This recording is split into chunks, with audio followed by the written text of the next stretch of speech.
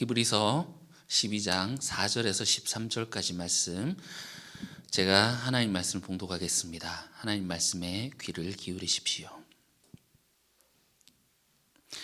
너희가 죄와 싸우되 아직 피 흘리기까지는 대항하지 아니하고 또 아들들에게 권하는 것 같이 너희에게 권면하신 말씀도 잊었도다.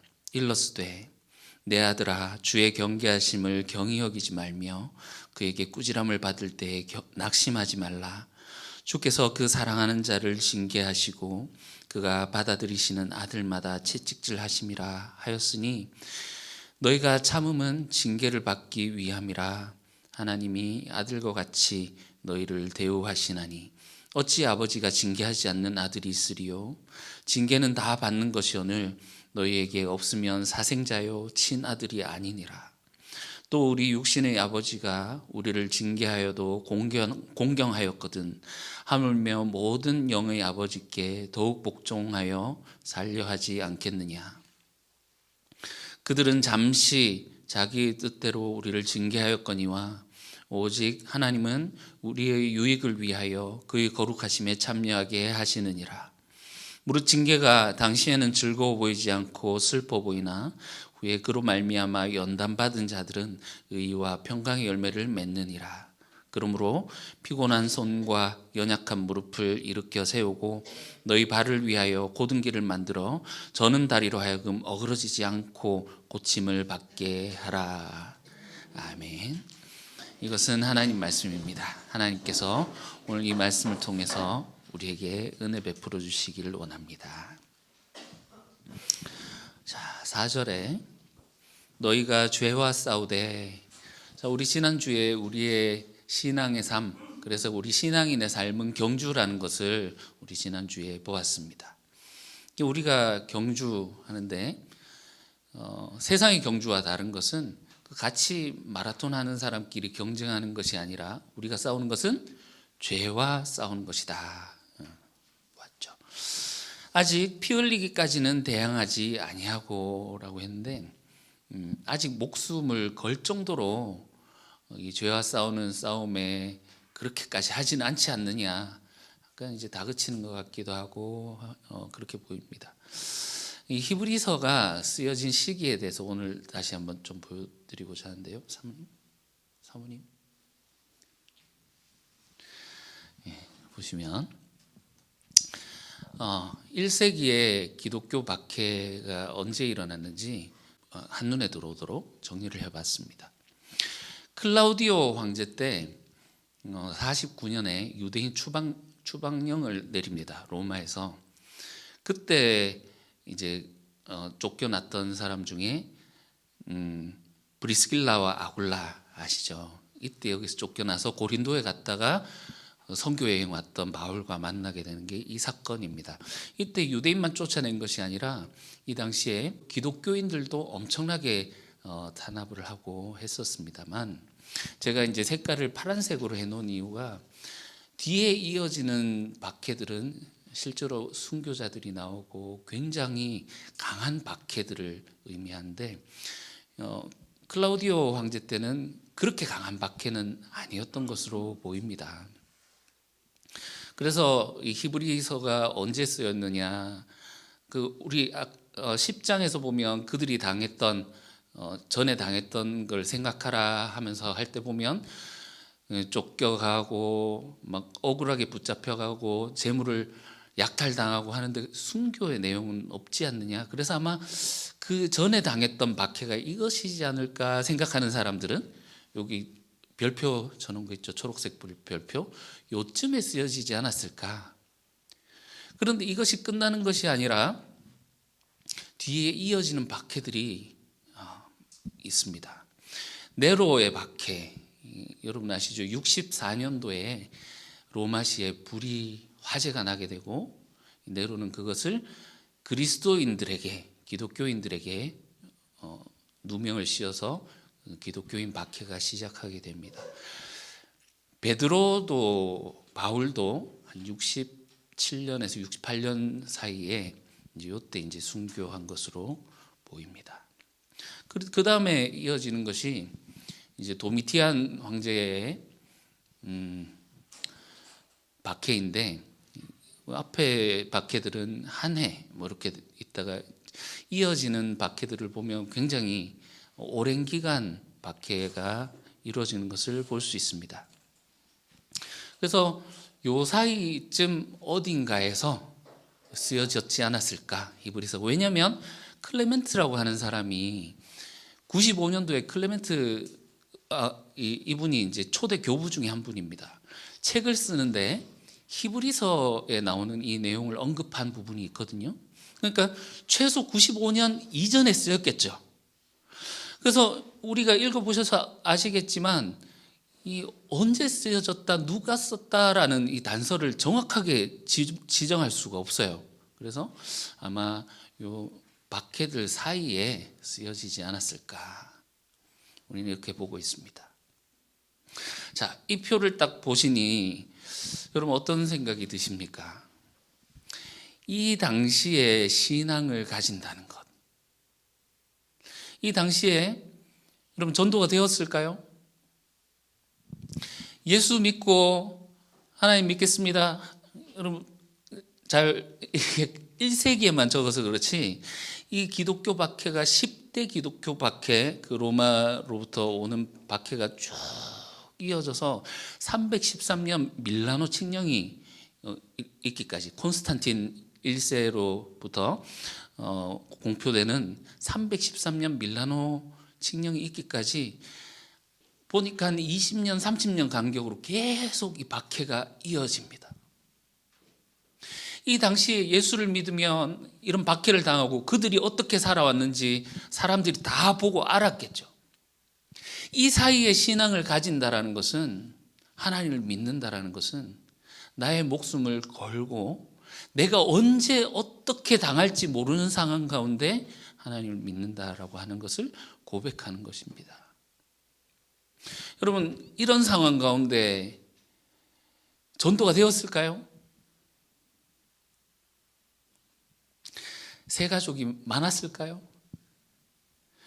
여러분 우리가 사도신경을 보면서 놀라야 되는 것이, 이런 상황 가운데서도 주님의 복음은 온 유대와 예루살렘과 사마리아와 땅끝까지 이르러 내 증인이 되리라. 그 사도행전에 보면 주님의 복음이 증거되는 곳마다 사람들이, 믿는 사람들이 폭발적으로 늘어나고 주님을 따르는 자들이 늘어나게 되는 것을 우리가 보지 않습니까? 결국 이 313년 밀라노 칙령이 뭡니까? 우리나라가 로마가 기독교를 국교로 받아들였음을 선포하는 거거든요. 결국 로마가 기독교를 받아들이는 국가로 바뀌게 됩니다. 여러분 이때 이런 시대의 신앙을 가진다라는 것, 저들은 무엇을 보았길래 내가 예수를 믿으면 언제 당할지 모르는 이런 박해와 어려움 가운데 자발적으로 들어가는 것일까요? 내가 그리스도를 믿겠다라고 무엇을 보았길래 그들이 그 믿음을 가지게 되었을까요? 언제 쓰였는지 모르지만 어쨌든 1세기 때 전날에 겪었던 그 큰 경주를, 그 큰 환란을 기억하라 하면서 한 번 또는 두 번 겪었던 그 큰 박해, 그리고 언제 있을지 모를 그때를 대비하는 이 히브리 공동체의 이 상황 가운데 신앙 믿음이란 것은 경주입니다. 여러분 우리가 이것을 끝까지 완주해야 됩니다 라는 개념이 이들에게는 배부 깊숙하게 박혔을 것입니다. 오늘날 우리들도 이 복음을 받아들고 우리가 하나님을 믿습니다, 예수님을 믿습니다 고백합니다. 그런데 이 당시에 믿었던 이 사람들의 믿음과 우리의 믿음을 대조해 보니 오늘날 우리의 믿음은 혹시 무엇인가 놓치고 있는 것은 아닐까요?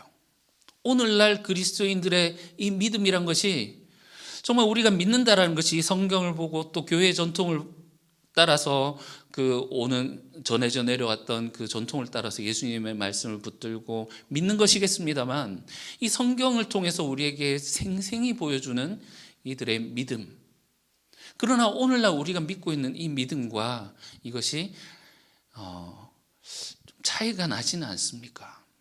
여러분, 오늘날 한국교회 이 기독교를 보면 천국 가는 종교로 만들어 놓은 것 같습니다. 여러분, 확신이 있으십니까? 믿음에 대한 확신이 있으십니까? 하나님이 여러분을 사랑하시고 여러분을 하나님 당신 곁에 두기를 원하십니다. 이 사랑을 받아들이십시오. 여러분, 천국 가셔야죠. 천국 가셔야죠. 그 메시지 말고 우리에게 남아있는 것이 무엇이 있습니까? 위로받는 종교로 만들어 놓았습니다. 하나님은 당신을 사랑하십니다. 여호와는 나의 목자시니 그의 사랑 가운데 내가 안전하고 마치 그 한 마리 양처럼 푸른 풀밭 맑은 시냇 물가에서 뛰어다니면서 그 평화로움을 누리는 이 아버지의 품에 나왔습니다. 내가 세상에서 상처 입고 고통당하고 왔으니 주님 위로해 주십시오. 여기다가 무속신앙을 살짝 섞어서요, 정성을 들이면 소원 성취합니다. 정성을 들여서 이 정성이 하늘에 닿으면, 여러분, 1,000번째 하나님께 드리고 새벽 제단을 쌓으시고 100일 기도, 새벽을 쌓아 보십시오. 하나님이 감동하시나 안 하시나. 이렇게 우리의 종교성을 여기에 섞어서 복음과 희석해서 정말 이 성경에서 보여주고 있는 이 당시의 사람들의 믿음과 다른 믿음을 우리가 가지고 있지 않습니까? 그러다 보니 우리의 삶에 우리의 신앙은 경주입니다. 우리는 이 신앙을 끝까지 완주해야 됩니다라는 개념이 우리에게 없잖아요. 간단한 교리, 그 교리도 다 알지도 못해요. 그 사형리 정말 몇 페이지 안 되는 그 간단한 교리를 성경보다 더 위에 권위를 두고 얹어놓고 이 성경을 마음대로 해석하고 그 교리로 성경을 읽다 보니 여기서 말하고자 하는 이 메시지가 왜곡되고 우리에게 전달되지 않는 거죠. 오늘 본문 같은 경우도 읽어놓고 이런 식으로 해석을 합니다. 6절 보시면 5절 거기 이제 잠언 말씀을 인용하죠. 내 아들아 하면서 6절에 주께서 사랑하시는 자를 징계하시고 하면서 하나님이 사랑하시는 자녀에게 징계하십니다. 하나님의 사랑을 떠나서는 일어나는 일이 없습니다. 여러분, 어떤 일이 있더라도 이 하나님의 사랑을 의심하지 말고 이 하나님의 사랑을 떠나지 마십시오. 맞죠? 지금 이 히브리서 저자가 말하려고 하는 바도 그겁니다. 그런데 우리의 위로를 위해서 이 하나님의 말씀을 이렇게 왜곡되게 적용하고 해석하더라는 겁니다. 주님이 주시는 고난은 보세요. 훈육이죠. 징계라고 나와 있지만 훈육이거든요. 훈육. 아버지가 자식을 향해 하는 그 훈육. 이것이지 처벌이 아닙니다. 하나님이 우리의 죄 때문에 주는 처벌이 아니라 아들에게 주시는 훈계입니다. 그러므로 이제 예수 그리스도 안에 있는 자에게는 결코 정죄함이 없기 때문입니다 하면서 안심과 평안과 그렇지, 우리는 하나님으로부터 처벌을 받을 일이 없지 하면서 이 안심과 평안 가운데 들어가도록 이렇게 교리를 위에 두고 이런 식으로 해석하는데, 이런 해석이 이 히브리서 저자가 말하려고 하는 지금 이런 상황 가운데 있는 사람들에게 하려고 하는 그 메시지와 결이 맞느냐 말이죠. 히브리서 저자가 던지고자 하는 메시지는 무엇입니까? 아직 피 흘리기까지 싸우지는 않았잖아. 또 너희가 하나님 말씀을 잊었도다. 지금 그 공동체가 고난과 박해 가운데 떨고 있고 언제 다시 이런 박해가 일어날지 모르는 상황. 지금 잠시 조금 완화되었을지 모르지만 사회적인 분위기가 그렇다면 그 사람들이 그리스도인들이 공식적인 박해가 없다고 해도 그냥 편안하게 살도록 내버려 뒀겠습니까? 그런 그들에게 너희가 하나님의 말씀을 잊었다 하면서 잠언 11장 12절 말씀을 11절 12절 이 말씀을 지금 여기에서 우리에게 들리는 하나님 말씀으로 들리도록 이것을 낭독합니다. 내 아들아, 아마 이 내 아들아 이 한마디에 눈물이 펑펑 터졌을 겁니다. 아, 하나님 말씀이 잊고 있었구나. 내 아들아, 아들이라고 불러주시는 아버지 하나님. 고통과 불안 속에서 떨고 있었던 그들이 무엇을 놓치고 있었는지요. 하나님이 내 아버지이시지. 그 아버지가 지금 우리를 잊어버리지 않고 우리를 보고 계시는구나. 우리가 이것을 잊고 있었구나. 이 내 아들아, 이 한마디에 정말 그 모든 그 마음이 녹아지고 하나님을 향한 시선과 모든 것들이 하나님을 향하게 되었을 겁니다. 5절에서 6절을 읽어보실게요.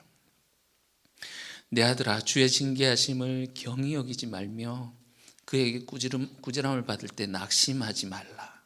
주께서 그 사랑하시는 자를 징계하시고 그 받아들이시는 아들마다 채찍질을 하심이라.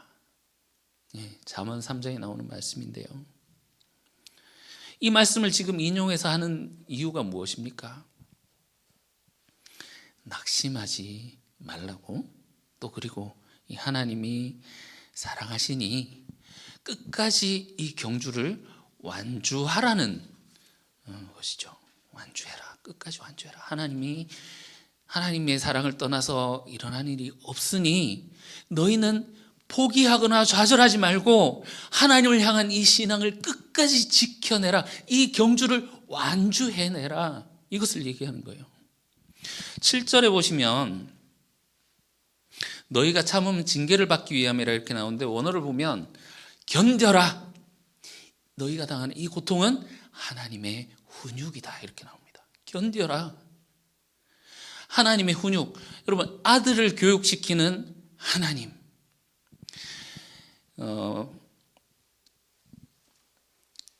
하나님이 아들과 같이 너희를 대우하시니 어찌 아버지가 징계하지 않는 아들이 있으리요 하면서, 여러분, 세상의 아버지 중에 그 아들을 아버지라고 나오지만 요즘 아버지들은 사실 좀 보면 그 옛날처럼 가부장적이던 시절과는 많이 사뭇 다른 모습을 하고 있습니다만, 옛날의 아버지들 얼마나 무서웠습니까? 그렇지 않습니까?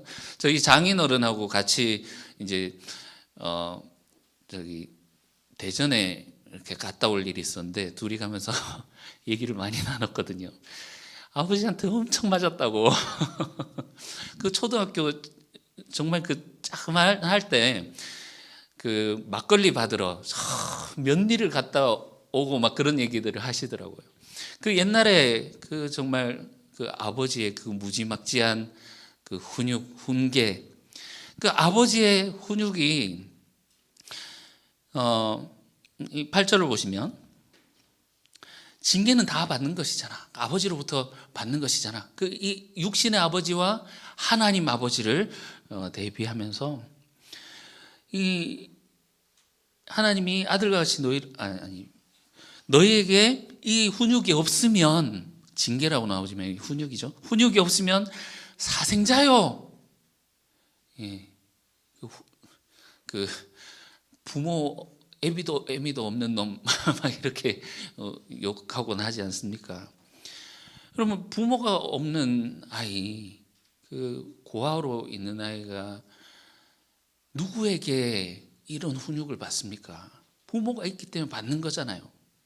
이런 훈육이 있다는 것이 그 당시에는 괴롭고 힘들지만 그것이 없으면 사생아라는 증거라는 거죠.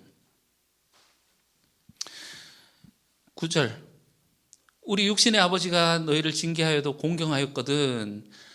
그런 육신의 아버지가 공경해도 여러분, 자녀들에게는 그런 게 있는 것 같습니다. 이 부모라는 것이 자기 세계의 전부이기 때문에 부모를 의지하죠. 막 학대하고 막 이런 가정에서도 끝까지 그 엄마 아빠 하면서 완전히 성장하기까지 그 부모에게, 학대하는 부모일지라도 그렇게 의존하는 것을 볼 수 있지 않습니까? 그 육신의 아버지가 우리를 징계하여도 공경하였거든. 하물며 모든 영의 아버지께 더욱 복종하여 살아야 되지 않겠느냐. 그들은 잠시 자기의 뜻대로, 이거 잠시라고 나오는데 오늘 보면 며칠이에요. 며칠 동안. 그러니까 육신의 아버지가 하는 이 훈육은 잠깐이다라는 거죠. 잠시 자기의 뜻대로 우리를 징계했지만 하나님은 우리의 유익을 위해서, 그 육신의 아버지와 달리 하나님 아버지가 주시는 이 훈육은 우리의 유익을 위해서 그의 거룩하심에 참여하게 하시느니라. 하나님 아버지의 자녀를 훈육하시는 이거의 끝에 하나님의 목적이 뭐라고요? 하나님의 거룩함에 참여하게 하는, 하나님의 패밀리가 되게 하는 거죠. 11절, 무릇 이 징계가 당시에는 즐거워 보이지 않고 슬퍼 보이지만 후에 그로 말미암아 연단받은 자들은 의와 평강의 열매를 맺느니라. 지금 당장 괴롭고 이것이 훈육받는 게, 그것을 좋아하는 사람이 어디 있습니까? 그렇지만 이것이 하나님의 거룩함에 참여하게 하고 의와 평강의 열매를 맺게 한다 하면서, 지금 이 박해와 다가올 순교의 위험 속에서도 이 하나님을 향한 믿음, 그렇지, 하나님께서 주시는 것은 훈계이고 하나님의 아들 교육, 이 훈육이고 이것의 끝에는 하나님의 거룩함에 참여하게 될 거야 하면서 이것을 통해서 위로를 받고 소망을 받게 하는 겁니다. 여러분, 우리도 하나님을 믿지 않습니까? 여러분 믿으시죠? 예, 하나님 믿습니다.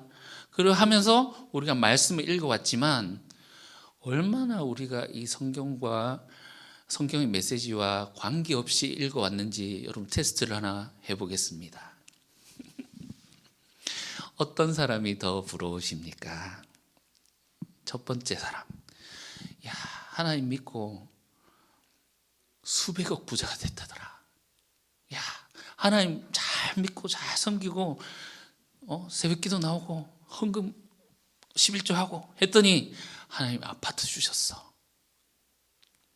이런 사람과 하나님의 의를 지키기 위해서 내가 세상과 타협하지 않고 불의에 맞서고 견디고 하다가 파산하고 쭈그름방댕이가 된 사람, 하늘의 평화를 가지고 와서 사람들에게 전하다가 두드려 맞고 상처 입고 맨날 울고 하는 사람, 그럼 어떤 사람이 더 부러우십니까? 부러워해왔습니까? 여러분, 얼마 전에 친구들이 모여서 이야기를 했는데 한 친구가, 야, 내 옛날에 그 비트코인 60만 원 할 때 뭐 실수로 뭐 어떻게 하다가 하나 샀는데, 그러니까 옆에서 눈이 휘둥그레지는 거예요. 진짜가 하면서 그거 지금 얼마 하는지 하나 하면서 5,600만 원 한다고. 60만 원짜리 그때 사놨던 거 지금 가지고 있었으면, 야, 니 그거 주변의 사람들이 정신이 번쩍 드는 거예요. 여러분, 오늘 준비하려고 하다가 찾아보니까 세상에 그게 7천만 원이 됐습니다. 한 달 만에. 와, 진짜 아깝다, 이런 생각 들지 않으십니까?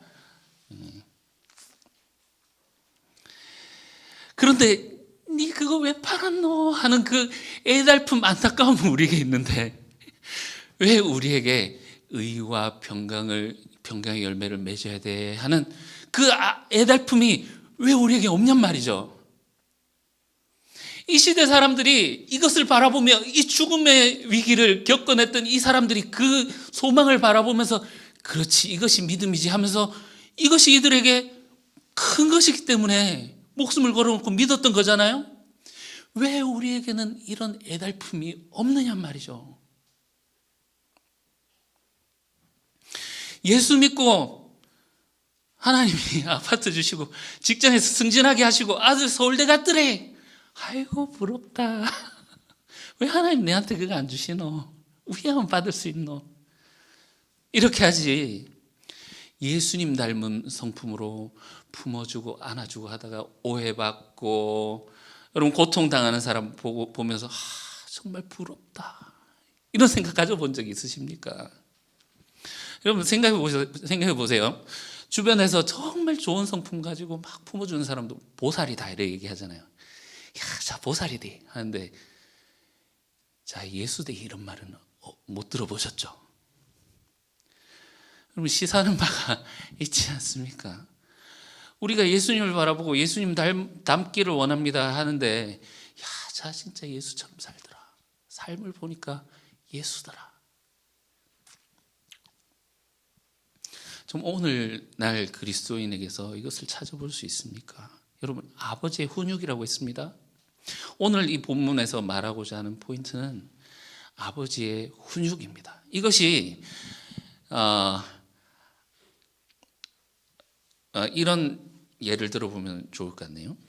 그럼 드라마에 그 왜 재벌 자녀들 나오는 막 그런 드라마 있잖아요. 그들이 마냥 행복하던가요? 재벌 수업을 합니다.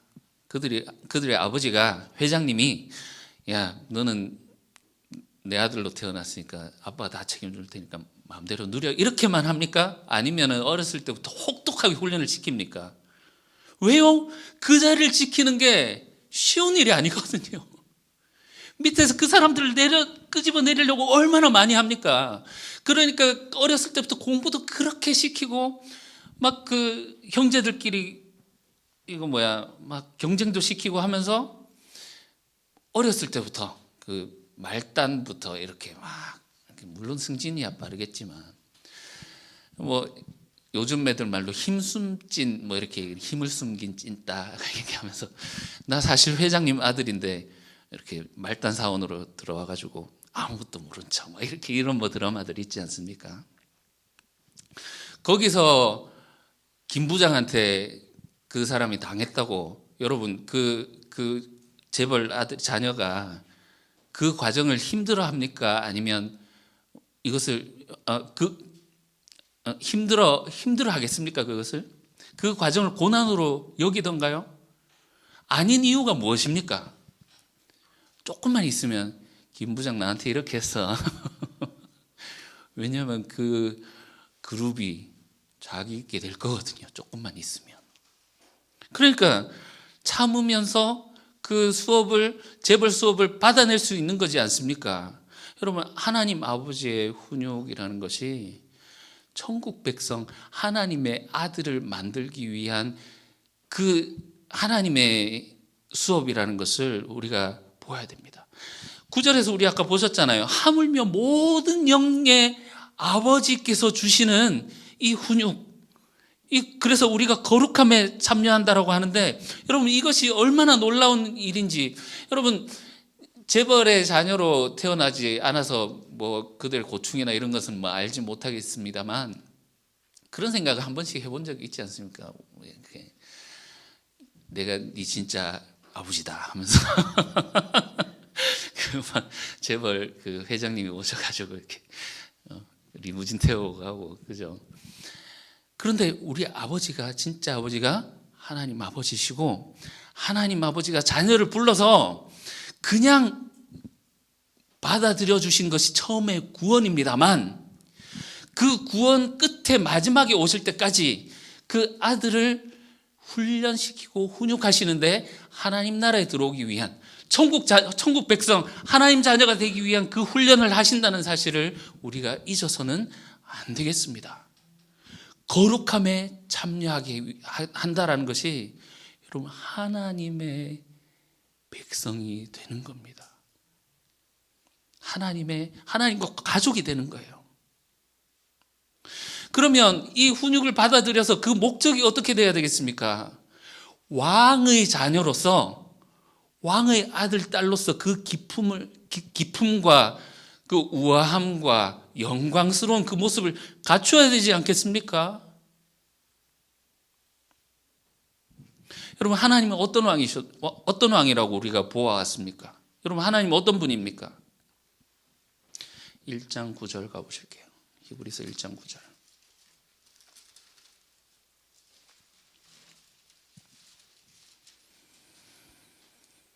같이 읽어보겠습니다. 시작. 주께서 의를 사랑하시고 불법을 미워하셨나니. 하나님은 여러분 어떤 왕이시라고요? 의를 사랑하시고 불법을 미워하시는 왕입니다. 7장 1절로 가보십시오. 우리 예전에 배웠습니다. 보시면 기억이 나실 겁니다. 예수님은 멜기세덱의 반차를 따라오셨다 그랬죠? 이 멜기세덱은 살렘 왕이라 그랬잖아요. 여러분 이 이름의 뜻이 기억이 나십니까? 살렘 왕, 평강의 왕이고, 멜기세덱, 멜레크 왕이고, 제데크 의죠. 의의 왕, 평강의 왕이에요. 우리 하나님 어떤 분이시라고요? 의의 왕, 평화의 왕. 그렇기 때문에 자녀가 맺어야 되는 열매는 의의 열매, 평화의 열매, 왕이신 아버지께서 갖추고 계신 그 영광과 기쁨에 합당하도록 하나님께서 자녀를 만드시는데, 이것이 우리에게 있어야 하나님께서 천국에 이제 됐어, 하나님 인정을 받으면 우리가 들어갈 수 있게 되는 거죠.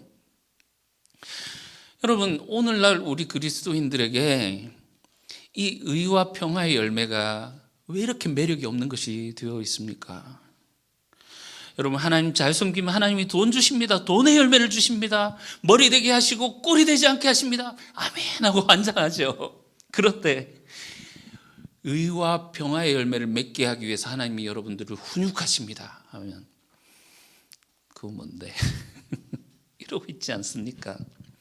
여러분, 우리가 이 의와 평화의 열매를 맺기 위해서 우리가 얼마나 고민하고 어떻게 해야 이것을 우리 삶에서 맺을 수 있을지, 이것이 구체적으로 어떤 것인지 우리가 고민하고 한 적이 있습니까? 진리가 통용되는 세상이 되게 하기 위해서 그것에 대한 열망, 안타까움을 가지고 하나님 나라가 이루어져야 되는데, 그것을 바라보면서 정의와 공의를 행하는 삶. 아까 우리 권사님 기도하셨다시피 지금 전쟁이 일어나고 세계 곳곳에 안타까운 일들이 일어나는데, 정말 이 무력으로 연약한 사람들을 짓밟고 하는 그런 전쟁과 폭력이 이 땅에서 사라지기를 하나님께 간절히 간구하고, 지금도 추위와 굶주림에 떨고 있는 그 결식 아동들이나 노인들을 생각하면서 그들에게 도움을 줄 수 있는, 그래서 우리가 함께 살 수 있는 하늘의 평화가 이 땅 가운데 이루어지기를 바라는 그런 평화로운 세상을 꿈꾸고 있습니까? 왕의 자녀로서 말이죠. 우리가 지난주에 우리 오후 모임 나눔 때 우리 장로님이 그 장자들의 모임에 참여하기를 그렇게 사모하고 기도했다라고 얘기를 하시는데, 곧 나옵니다. 2주 정도 지나면 나오는데 23절 한번 보실게요. 12장 23절.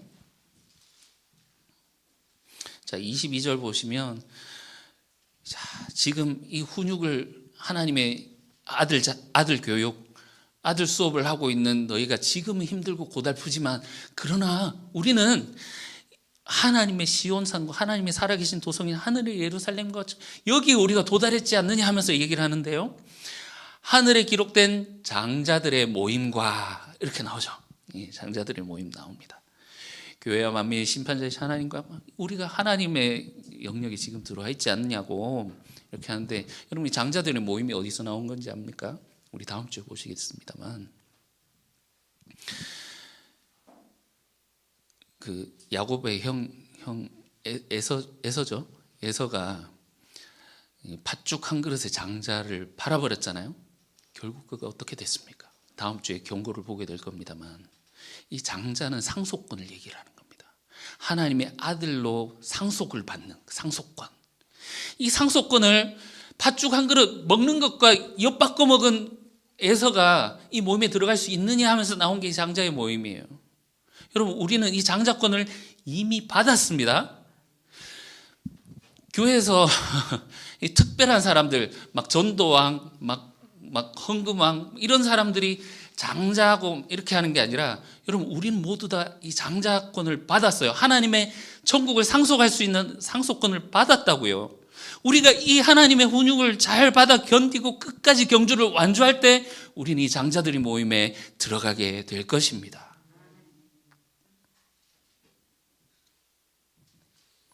그런데요, 여러분 이 개념을 가지고 우리가 끝까지 가야 여기에 도달하는 거지, 이 개념 없이 세상에 발을 반틈 담그고 또 교회에 이렇게 하면서 여기가 좋사오니 하면서 여기 머물러 있으면 여러분 큰일 납니다.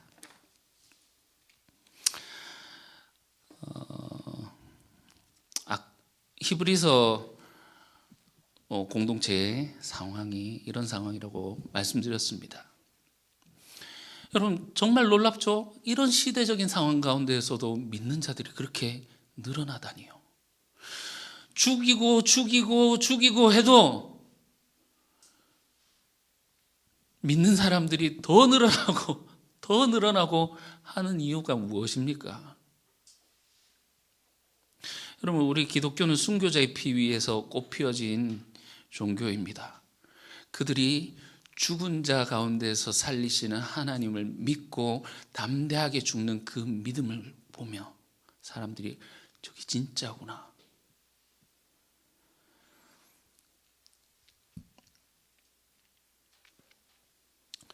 결국은 313년 밀라노 칙령 때 국교로 로마 제국의 국교로 선포가 됩니다. 기독교가요. 그런데 여러분 더 놀라운 사실이 있습니다. 기독교 역사를 보면 국교로 선포된 그 이후에 기독교가 타락하게 됩니다. 그 타락의 길을 걷게 됩니다. 이 하나님께서 우리에게 맡겨주신 이 사명을 세상의 것과 엿바꿔 먹어버린 것이죠. 이 풍요의 함정, 달콤한 죄악의 유혹이 여러분 핍박과 순교의 위협보다 더 강한 것을 우리가 볼 수 있습니다. 하나님의 자녀로서 맺어야 할 열매를 말하고 있지만 그것을 놓친 채로 그냥 종교성 하나님께 드리는 더 이상 이제 하나님이 어떤 분인지 하나님이 어떤 것을 좋아하시는지 관심도 없어요. 하나님 어떤 분입니까? 어떤 걸 좋아하십니까? 물어보면 그냥 우리 사랑하시고 하나님의 특성에 대해서 관심도 없어요. 예배만 잘 드리면, 그죠? 하나님 잘 달래가지고 이렇게 하나님 이렇게 받아주시고 복 주시고 해주세요. 잘 달래면 우리 삶 잘 되고 다시 이제 그 풍요와 달콤한 죄악 가운데로 돌아가는 거죠. 주일 와서 예배만 딸랑 드려놓고요. 감정이 고조되고 내 눈물에서 눈물이 나오고 막 뜨거운 것이 올라오고 하면 오늘 예배 진짜 좋았대. 누구한테 좋은 겁니까? 내한테 좋은 겁니까? 하나님께 좋은 겁니까? 여러분 사순절이잖아요. 주님 묵상하면서 아이고 얼마나 아프실고 아이고 주님 불쌍해라. 근데 딱 지나고 나면 나는 주님의 보혈의 피로 구원받았지롱. 거기서 막 울고 아이고 주님 하면서 막 한 번이라도 울면 죄책감이 좀 덜어지는 것 같고 그렇지 않습니까? 여러분 하나님이 보실 때 어떻게 판단하실까요? 하나님이 이런 상황 가운데서도 믿고 하나님을 바라보고 끝까지 그 아들의 교육을 놓치지 않고 따라갔던 자들에게 예비해 놓으신 한 성, 이것을 너에게 주겠다 약속하셨어요. 그런데 이런 박해의 시대가 끝이 나고 풍요의 시대로 접어들면서 오히려 그 풍요와 적과 꿀이 흐르는 그 세상 가운데서 여기가 좋사오니 하면서 그것과 하나님을 같이 섬기고 있는 그 사람들에게 이 하나님의 자녀로서 갖추어야 되는 이 기쁨과 이 정말 이 거룩함에 속하게 된다는, 하나님의 자녀로서 하나님의 가족이 된다라고 하는 이 가치, 소중한 가치를 우리가 잃어버리고 살고 있지 않습니까? 하나님이 보실 때 어떻게 판단하실까요? 여러분, 하나님 속일 수 있습니까? 중심을 꿰뚫어 보시는 분이신데요. 하나님이 그들을 보시면서 오구오구 궁둥이 턱턱 뜯어주시면서 잘했다 이렇게 하실까요? 열매를 보시는 하나님, 속일 수 없는 하나님. 우리 다음 주에 보실 텐데 14절 보세요. 모든 사람과 더불어 무엇을 따르라? 화평함과 거룩함을 따르라. 이것이 없으면 아무도 주를 뵙지 못하리라. 구원에서 탈락한다는 말입니다. 마치 마태복음에서 왕이 잔치를 열어놓고 모든 사람들을 불렀어요. 하나님이 우리 모두에게 장자권을 주셨습니다. 아들 교육을 하시는데 거기에서 의복을 갖추지 못한 자들은 잔치에서 결국 쫓겨나게 되죠. 의복이 무엇입니까? 성도들의 행실이지 않습니까? 하나님 아들로서 갖추어야 될, 여러분, 의와 평강의 열매. 열매가 없는 나무는 찍어버리신다. 우리가 하나님이 우리를 사랑하시기 때문에 우리에겐 더 이상 정죄가 없습니다 하면서 하고 있지만, 그 로마서 8장 1절 말씀인데 그것도 읽어보면 또 그런 의미가 아닙니다. 결론을 맺겠습니다. 12절 13절을 보시면 이 분위기가 이렇습니다. 여러분, 살면서 피곤하시지요? 아프고 고달프시지요? 위로를 받으십시오. 이제는 좀 쉬세요. 하나님이 여러분에게 쉼과 평안을 주십니다. 주님의 사랑 가운데 거하십시오. 아이고, 토닥토닥 이런 분위기가 아니에요. 읽어보겠습니다. 12절 13절. 그러므로 피곤한 손과 연약한 무릎을 일으켜 세우고, 이건 우리 앞에서 봤다시피 약간 격투기 느낌이에요. 격투기 할 때 막 싸우다가 맞고 힘들고 그로기 상태가 되고 막 하잖아요. 그때 코치가 어떻게 합니까? 야, 가드 올려! 일어나! 주먹을 더 뻗어! 피하라고! 이렇게 외치지. 그런 소리 같지 않습니까? 정신 차리라고. 13절. 너희 발을 위하여 고든 길을 만들어 저는 다리로 하여금 어그러지지 않고 고침을 받게 하라. 우리 그 12장 1절에서 보셨다시피 경주 마라톤 이미지. 막 가다가 힘들 때 코치가 옆에서 어떻게 합니까? 야, 다리 풀렸어. 힘내. 결승전이 코앞이야. 조금 더 할 수 있어 하면서 옆에서 격려하고 막 이런 분위기지 않습니까? 여러분, 우리가 주님을 바라보라 이렇게 했던 이 히브리서 저자의 말처럼 우리가 주님을 바라볼 때 No cross, no glory.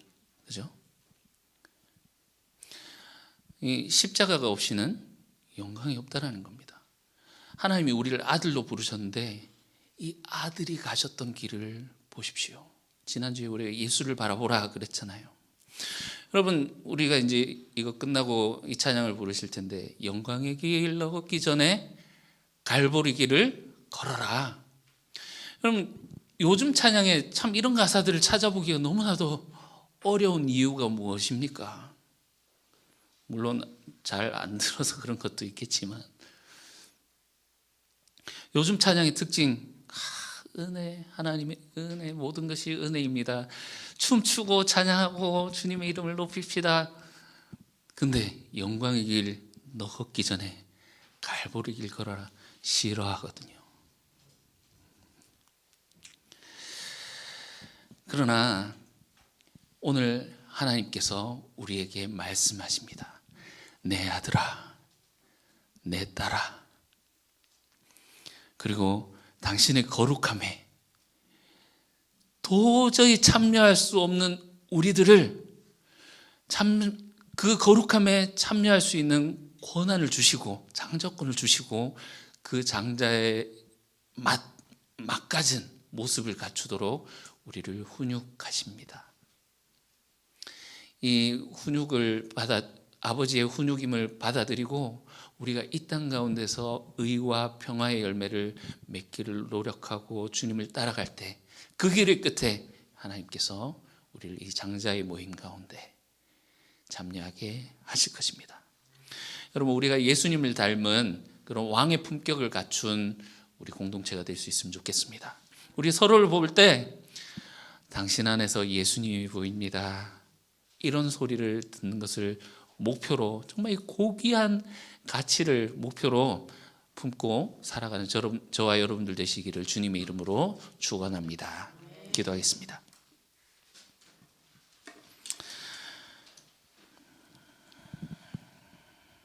사랑하는 주님, 우리에게 하늘로 가는 다른 길이 없음을 보여주십니다.